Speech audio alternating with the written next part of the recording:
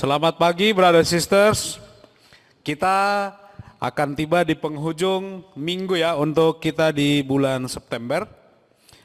Kita belajar tema kita di bulan ini tentang increasing measure. Ini mengajarkan kita untuk kita selalu tetap bertumbuh di dalam hidup kita. Sebelumnya kita bersatu di dalam doa.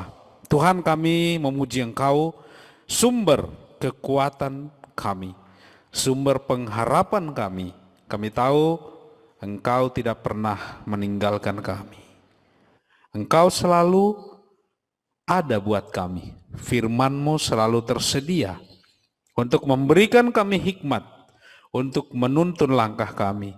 Bahkan ketika kami melakukan kesalahan, Firman-Mu memberikan kami solusi, jalan keluar, untuk kami tidak pernah kehilangan pengharapan kami, Tuhan.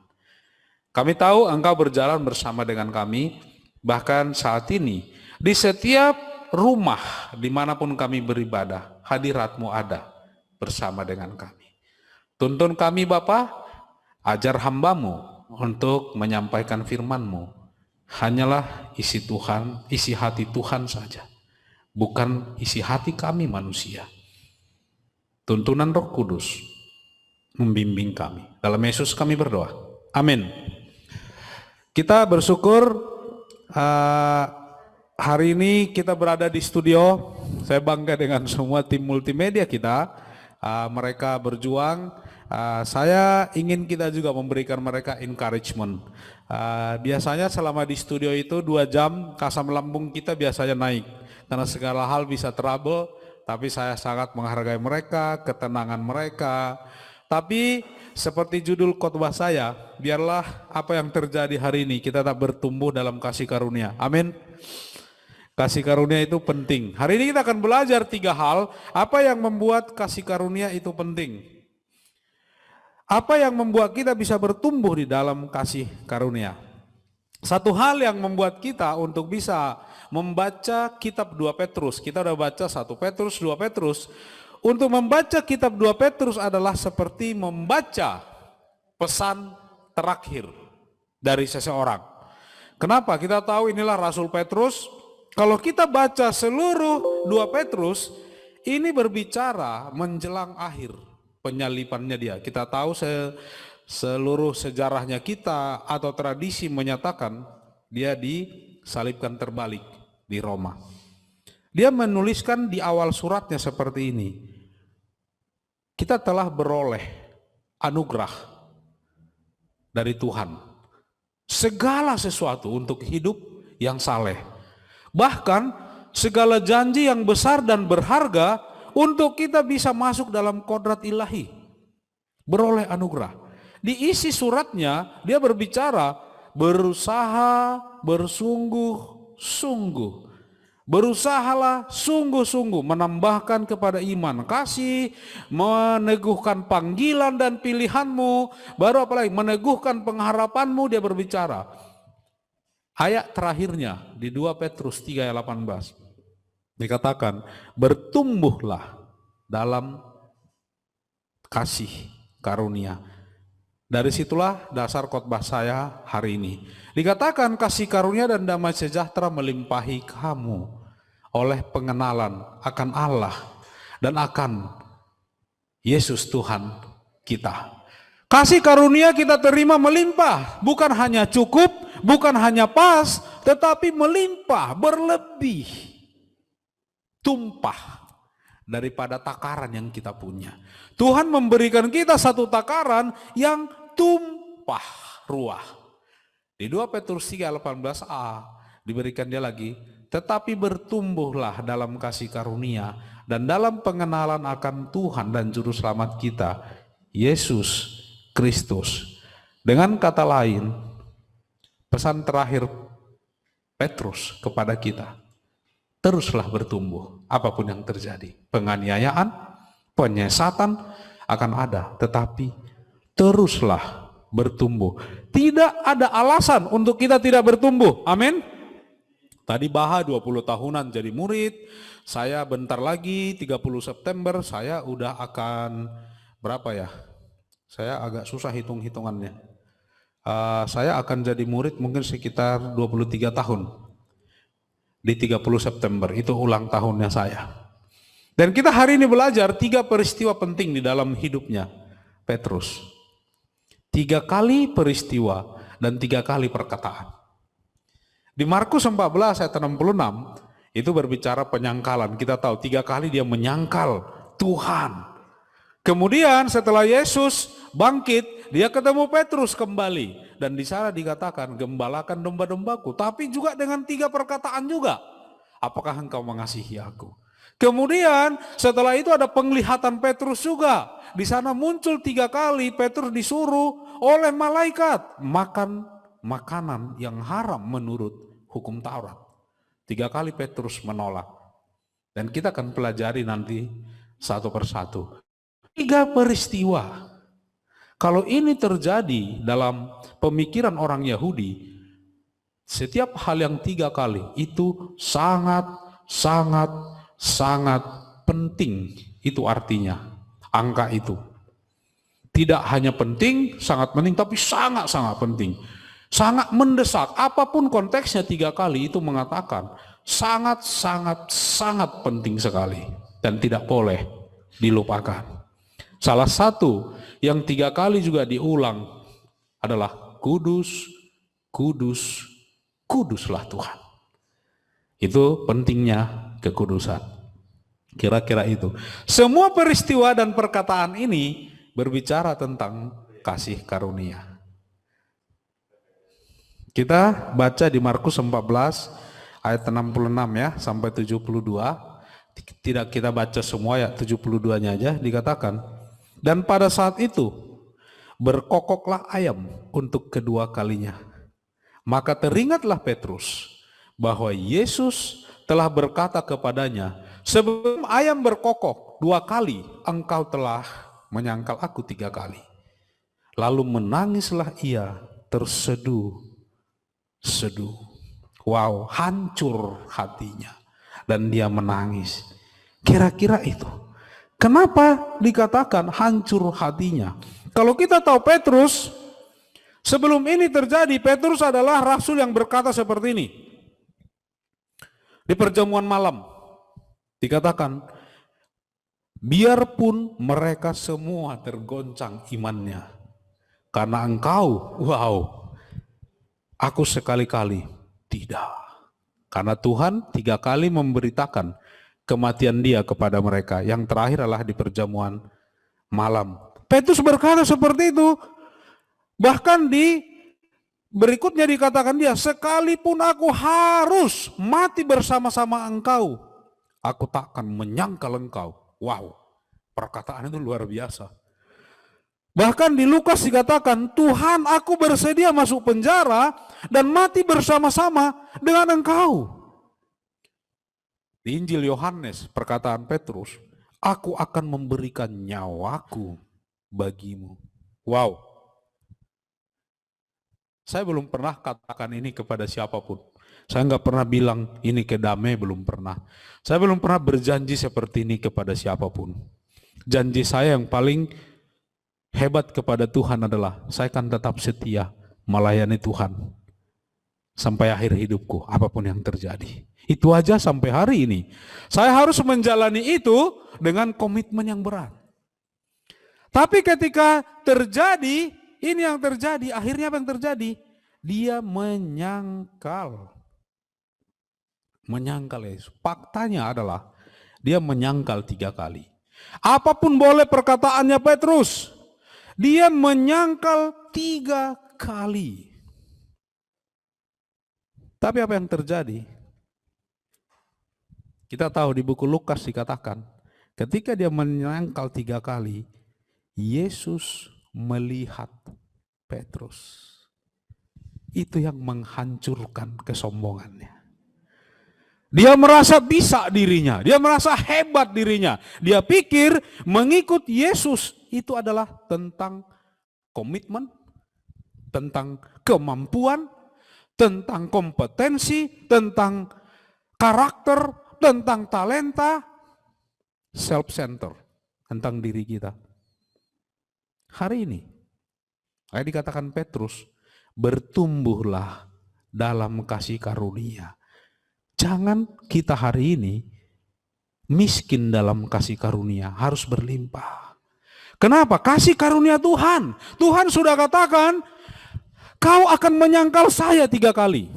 Tetapi saya akan tetap mati buat kamu. Walaupun saya tahu bahwa engkau akan menyangkal saya. Itulah kasih karunia Allah. Hari ini, apa kesombongan dalam diri kita? Yang kita masih bergantung kepada diri kita, bukan kasih karunia Tuhan. Kita merasa mampu hari ini. Saya tidak seperti Petrus, dia menyangkal 3 kali, itu aja kesombongan. Apa area dalam hidup kita yang kita hari ini masih merasa kita kuat? Tidak bisa. Kita harus mengerti kasih karunia. Kesombongan terbesar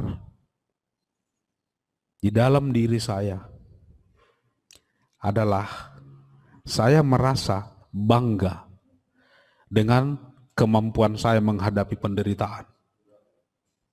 Dulu saya selalu bangga katakan, oh saya gagal, saya bangkit lagi. Saya gagal, saya bangkit lagi. Saya gagal, saya bangkit lagi. Sampai Tuhan hancurkan kesombongan saya. Dia membiarkan seluruh pemikiran saya, rancangan saya.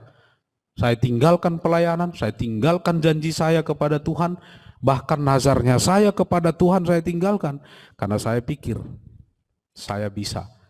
Pada akhirnya Tuhan tidak kasih karuniaku, cukup bagimu. Hari ini, apa yang membuat orang tidak mau bertumbuh? Karena tidak merasakan kasih karunia Tuhan berlimpah dalam hidupnya. Orang stres, stuck. Saya butuh kasih karunia banyak dalam hidup saya. Saya dibesarkan sebagai anak oleh orang tua saya dengan segala kemampuan dan turun-temurun cara mendidik mereka. Saya dididik dengan selalu dihukum. Kesalahan saya dihukum, salah dihukum, salah dihukum, salah dihukum. Tapi saya nggak pernah dapat pujian 1 kali pun untuk prestasi saya. Bagaimana mungkin orang tua saya berharap kepada saya punya karakter yang bagus, karakter yang positif, tetapi cara mereka mendidik saya negatif. Apa hubungan menghukum dengan kesuksesan? Saya mau tanya, di mana ada yang sukses orang karena dihukum? Tidak. Orang berhasil karena dikasih karunia, diberikan kasih yang percuma-cuma, diberikan kasih yang tiada batas. Itu memberikan orang. Itu yang menghancurkan kesombongan. Di mana ada orang yang sombong akan bertobat kalau dia juga dihadapi dengan kesombongan. Hari ini suami istri. Bagaimana kita menyelesaikan konflik kalau dua-duanya sombong? Yang satu ngegas, yang satu ngegas. Firman Tuhan sih mengatakan suami mengasihi istri seperti dirinya sendiri. Tapi dia tidak tunduk. Itu kata suami. Kalau dia tunduk, saya kasih dia. Istri sebaliknya, tunduk kepada suami. Ya kalau dia banyak setoran saya tunduk. Kalau dia memimpin saya tunduk. Tidak. Itukah yang dilakukan Yesus? Mana yang lebih buruk ketika orang yang kita percayai 3 kali menyangkal kita? Tapi Yesus menatap Petrus. Bahkan Yesus sudah mengantisipasi itu, bahwa itu akan terjadi. Saya sudah mengantisipasi dan sudah akan terjadi ke depan. Bahwa orang yang saya kasihi mungkin akan menyangkal saya di situasi tertentu. Tapi saya akan tetap mau enggak penuh kasih karunia kepada mereka. Itu yang akan menghancurkan segala bentuk kesombongan hari ini. Jemaat, mari kita bertumbuh dalam kasih karunia untuk menghancurkan kesombongan kita. Kita mengerti kasih karunia Tuhan. Dan kita juga mengerti memperlakukan orang lain dengan penuh kasih karunia. Amin. Peristiwa kedua yang juga sangat penting di dalam hidup Petrus dan mengubah dia. Saya ambil yang dari Yohanes, ini ada di Injil yang lain, tapi saya ambil Yohanes. Dikatakan, maka sedih hati Petrus karena Yesus berkata untuk ketiga kalinya, apakah engkau mengasihi aku? Dan ia berkata kepadanya, Tuhan, engkau tahu segala sesuatu. Engkau tahu bahwa aku mengasihi engkau. Kata Yesus kepadanya, gembalakanlah dombaku. Inilah adalah ayat pelayanan saya hari ini. Ada masa saya tidak punya kasih yang lebih untuk melayani jemaat. Kenapa? Karena kasih saya ke Tuhan pudar. Saya tidak bisa mengasihi istri saya, anak saya, saudara, jemaat, kalau kasih saya kepada Tuhan tidak teguh, tidak pulih, tidak bertambah. Tidak bisa. Itulah artinya Lukas 14. Syarat mengikut Yesus adalah kamu harus membenci bapamu, ibumu, orang-orang yang paling kita kasihi. Apa maksudnya? Sampai kita mengasihi Tuhan dengan level kasih yang paling utama. Kasih kita tidak akan bertumbuh segitu-segitu aja. Saya mengasihi orang tua saya, iya, tapi itu hanya kasih darah dan daging. Kasih kemanusiaan. Tetapi ketika kita bertumbuh mengasihi Yesus, kasih kita pun otomatis kepada orang tua kita akan naik. Kalau saya tidak dipulihkan kasih saya kepada Yesus, saya tidak bisa mengampuni orang tua saya, berdamai dengan keluarga saya. Gak bisa. Kasih ini penting. Petrus tidak menjawab lagi seperti sebelumnya. Aku mengasihi engkau. Kalau yang lain tidak mengasihi engkau, aku enggak. Lihat kata-katanya. Tuhan, engkau tahu. Apa maksudnya? Petrus tidak berbicara lagi di level pikiran. Dia sudah berbicara di level hati. Engkau tahu hati saya. Artinya apa? Jangan kata-kata saya Tuhan, hati saya. Engkau tahu di dalamnya. Engkau tahu bahwa aku mengasihi engkau. Wow. Wow. Ini kata-kata hari ini. Makanya saya jarang bilang ke Dame, I love you. Karena dia tahu hati saya mengasihi dia. Makanya saya sibuk menggembalakan dan dia tahu. Enggak seperti itu juga. Hari ini ketika kita mengasihi seseorang tidak mudah memang mengucapkannya karena memang tidak murah. Tetapi bukan berarti kita tidak ucapkan karena itu di hati kita. Gembalakan dombaku. Apa yang membuat Petrus hancur di sini? Sebelum dia jatuh menyangkal Yesus, Tuhan sudah pernah mengingatkan dia di Lukas 22 ayat 31. Dikatakan seperti ini, Simon, Simon. Ingat, saya suka cara Yesus mendidik Petrus. Namanya kan ada dua. Ketika dia pertama kali ketemu, dia kan nama aslinya Simon. Simon itu artinya lalang. Bulu. Iya, bulu artinya. Bulu yang tipis. Masa ada orang tua memberikan anaknya bulu nggak tahu kita maksudnya apa? Tetapi Yesus mengatakan, engkau akan disebut Petrus. Dari bulu yang gampang terombang-ambing, sekarang jadi batu karang. Kalau dia lagi kembali kepada manusia lamanya, Yesus panggil Simon, Simon. Biar dia ingat, itu manusia lamanya. Dikatakan di sana, iblis telah menampi engkau seperti gandum, tetapi aku telah berdoa untuk engkau, supaya imanmu jangan gugur, dan engkau, jikalau engkau sudah insyaf, kuatkanlah saudaramu. Wow, Tuhan sudah tahu itu akan terjadi. Dia udah tahu dia akan goyah, tapi dibilang Tuhan, ketika kau bahkan goyah, aku sudah berdoa buat kamu. Wow. Coba kita sekarang latihan. Kalau kita katakan ini kepada orang yang kita kasihi, aku tahu akan ada masa kamu tidak akan di pihakku. Aku tahu akan ada masa kamu mungkin meninggalkan saya.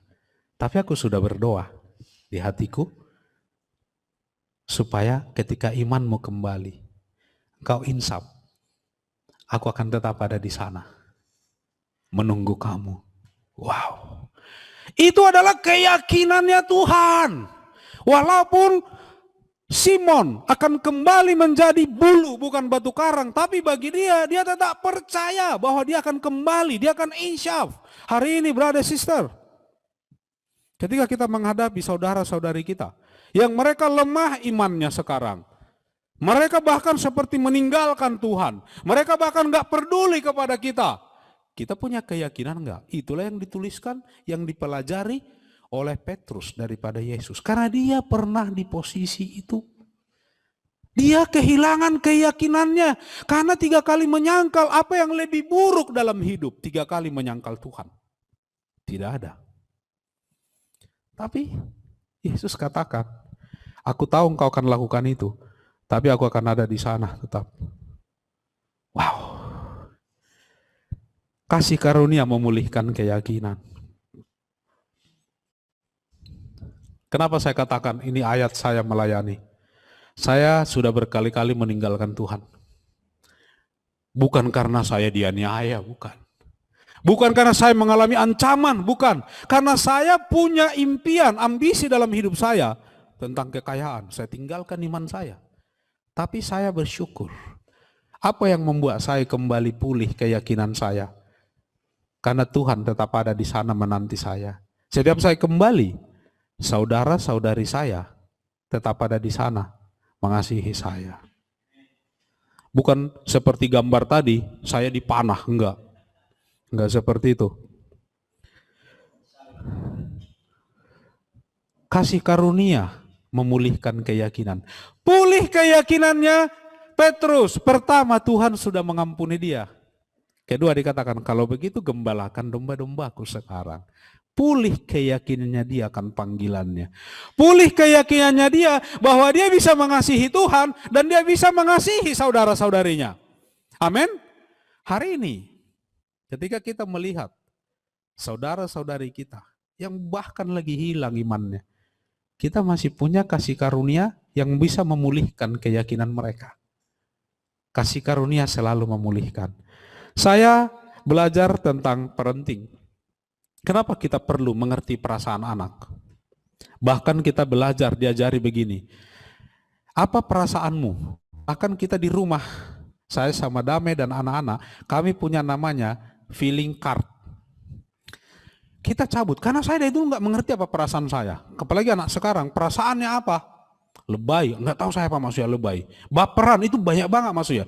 Tapi saya lagi marah, itu perasaan marah. Saya mau tanya, orang marah, kita dulu kalau marah, apa yang orang tua kita lakukan? Dimarahin balik. Jangan marah, kau jangan marah-marah. Lah yang ngomong marah-marah. Bukankah itu membingungkan secara psikologi? Dan kita pun lakukan ke anak kita. Anak kita lagi marah-marah, stop marah-marah ya. Lah, dia kita suruh secara kata-kata stop marah-marah, tapi kita demonstrasikan marah-marah. Kasih karunia. Untuk orang yang marah, kita penuh kasih karunia. Anak saya harus belajar. Orang lagi marah, diapain? Ditenangkan. Butuh kasih karunia menenangkan orang yang marah. Diredakan. Orang yang lagi frustrasi, diapain? Dibutuhkan kasih karunia. Untuk kita memberikan dia keyakinan bahwa dia bisa lewati rasa frustrasinya.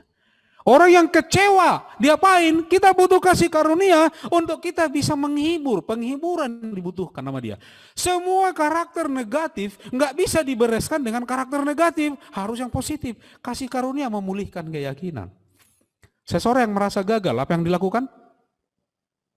Aku akan ada di sana bersama kamu. Kita lewati yuk. Begitulah kita harusnya membantu saudara-saudari kita yang lemah, yang gagal selalu, bahkan yang jatuh dosa berulang-ulang di dosa yang sama. Bukan ditegur banyak, didampingi. Tidak dibutuhkan orang yang mengerti teori banyak. Tidak dibutuhkan kata-kata yang hebat seperti Petrus yang sebelumnya. Sekarang dia pulih keyakinannya bahwa dia bisa menderita bersama orang yang menderita. Kelemahannya Petrus membantu dia punya keyakinan yang besar bahwa semua orang yang lemah iman bisa dipulihkan keyakinannya. Amin. Itulah kalau kita bertumbuh di dalam kasih karunia. Masalah hari ini adalah banyak Kristen hari ini itu aja kok kamu lemah, susah. Kenapa? Karena standarnya dirinya. Kalau aku ya gitu masalah nggak bisa. Loh, berarti kamu gagal poin pertama, nggak mengerti kasih karunia Tuhan. Gagal poin kedua, nggak bisa memulihkan keyakinan orang dengan kasih karunia. Anak kita jangan dimarahi, udah tawar hati dimarahi lagi. Tahu nggak apa kesalahanmu? Bapaknya, orang tua nggak pernah ajar, tahu nggak kesalahanmu? Brother sisters, Bapak Ibu, ini pendekatan Tuhan kita, pendekatan kasih karunia akan selalu memulihkan keyakinan kembali. Tidak ditanya Yesus kepada dia, sini mana kunci kerajaan sorga yang aku kasih kemarin, balikin. Udah dipercaya kamu, enggak begitu dia. Atau dibilang begini, kamu sana dulu untuk kamu dilatih ulang kembali. Apa? Kau masih ingat nggak apa yang aku training tentang penginjilan? Tidak itu dibilang. Kamu mengasihi saya enggak? Kenapa Yesus berhak bertanya kamu mengasihi saya? Karena dia mengasihi Petrus. Ada juga orang bertanya kamu mengasihi saya enggak? Tapi itu kasih yang ego, kasih yang mau menerima aja, bukan karena dia mengasihi. Makanya itu menghancurkan hati Petrus. Karena dia tahu yang bertanya kepada dia kamu mengasihi saya enggak? Adalah orang yang mengasihi dia dan memberikan nyawanya. Nah itu memulihkan keyakinan. Amin. Kasih karunia akan menumbuhkan keyakinan kita kembali. Kita lanjut ya. Peristiwa ketiga. Di sini Petrus lagi berdoa, di saat yang sama Cornelius lagi berdoa di tempat yang berbeda. Ketika Petrus berdoa, di dalam doanya muncul penglihatan dari langit, turun makanan yang semua haram menurut hukum Taurat. Disuruh dimakan oleh Petrus. Pertama ditolak, kedua ditolak, ketiga ditolak oleh Petrus. Dikatakan Tuhan, saya belum pernah memakan makanan yang haram. Karena dia adalah seorang Yahudi yang taat. Tapi dikatakan Tuhan, ayat 15b, apa yang dinyatakan halal oleh Allah, tidak boleh engkau nyatakan haram. Hal ini terjadi sampai 3 kali. Dan segera sesudah itu terangkatlah benda itu ke langit. Selesai berdoa, kemudian ada 3 orang utusan Cornelius menjemput Petrus. Kemudian kita tahu ceritanya. Cornelius dan keluarganya lah pertama kali non-Yahudi menerima Roh Kudus. Dan Petrus membaptis mereka. Petrus berkata setelah kejadian itu, lalu mulailah Petrus berbicara, katanya, sesungguhnya aku telah mengerti bahwa Allah tidak membedakan orang. Bagi seorang Yahudi, ketika Tuhan mereka juga menjadi Tuhan bagi orang lain, itu bukan sesuatu yang gampang diterima. Karena orang Yahudi, seperti dulu Saulus juga berikutnya, bagi dia Yahudi adalah Yahudi. Ini bukan Tuhan yang lain. Inilah yang dialami Petrus. Dia menembus batasan-batasan yang ada, bahwa Tuhannya penuh kasih karunia bukan hanya ke kita, tapi kepada semua orang. Tuhan tidak menunjukkan favoritisme. Seperti kita kadang-kadang ada anak kita yang lebih disayang bapa, yang ingin lebih disayang mama. Enggak ada, Tuhan kita bukan seperti itu. Tapi apa yang terjadi? Kasih karunia itu menumbuhkan kasih. Kasih karunia Tuhan harusnya menumbuhkan kadar kasih kita. Bukan hanya kepada sesama, tetapi kepada orang lain. Kalau kasih karunia Tuhan berlaku buat semua orang, kenapa kita nggak punya kasih karunia kepada semua orang? Tidak cukup kita punya kasih karunia untuk dinikmati atau kepada brother sister saja, tapi juga kepada orang lain. 1 Petrus 1 ayat 22, sehingga kamu dapat mengambil kasih persaudaraan yang tulus ikhlas, hendaklah kamu bersungguh-sungguh saling mengasihi dengan segenap hatimu. Di 2 Petrus, ini yang juga salah satu tema kita adalah, dan kepada kesalehan kasih akan saudara-saudara, dan kepada kasih akan saudara-saudara, kasih akan semua orang. Ada dua kasih di sini dibicarakan. Kasih kepada saudara, atau dikatakan kasih persaudaraan, itu pakai kata Philadelphia. Tetapi kasih segenap hati dan kasih akan semua orang itu pakai kata agape atau agapao. Kasih persaudaraan itu lebih cenderung kepada kasih perasaan, dekat, hubungan sedarah, karena ada hubungan emosi dengan seseorang. Tetapi kasih agape adalah kasih yang diperintahkan. Itu tidak ada hubungan dengan perasaan suka atau tidak suka, tertarik atau tidak tertarik, kasihan atau tidak kasihan. Itu adalah kasih yang kehendak. Saya memutuskan, saya mengasihi orang itu, walaupun orang itu ngeselin saya. Itu agape. Dan di antara kedua kasih itu kata sungguh-sungguh ditaruh. Itu dari bahasa Yunani, ektenes. Arti kata itu sendiri adalah seperti ini. Makanya dikatakan kasih kepada saudara, sekarang kasih kepada semua orang. Kata ektenes itu berbicara stretch out, direntangkan maksimal. Atau seperti kita bangun pagi, kita suka juga stretching gini, ditarik, direntangkan sampai maksimal. Dia juga berarti intent, kita bermaksud, sengaja, bukan kebetulan. Kasih Philadelphia dan agape itu disengaja, dimaksud, bukan terjadi begitu saja. Earnestly, dengan sungguh-sungguh. Jadi arti kata untuk menumbuhkan kasih Philadelphia atau kasih agape artinya kasih yang direntangkan sampai batas jangkauan maksimal. Itulah yang membuat kita bertumbuh di dalam kasih. Ini yang dialami Petrus. Dulu dia hanya mengasihi dirinya. Ingat, makanya dia menyangkal. Dia hanya mengasihi dirinya. Kemudian ketika Yesus 3 kali bertanya, "Apa engkau mengasihi aku?" Di situ Petrus bertumbuh untuk mengasihi Tuhan dan mengasihi saudara-saudarinya. Tetapi Roh Kudus datang, Petrus di stretch lagi. Sekarang mengasihi semua orang. Wow. Bapak Ibu yang terkasih, saudara-saudari, bertumbuhlah dalam kasih karunia. Suami ke istri, istri ke suami, bertumbuhlah dalam kasih karunia. Biarkan kasih karunia menghancurkan kesombongan diri kita. Biarkan kasih karunia memulihkan keyakinan kita bahwa kita bisa memulihkan satu sama lain. Biarkan kasih karunia menumbuhkan kasih kita. Bukan hanya kasih yang berhenti kepada keluarga, jemaat, tapi juga semua manusia.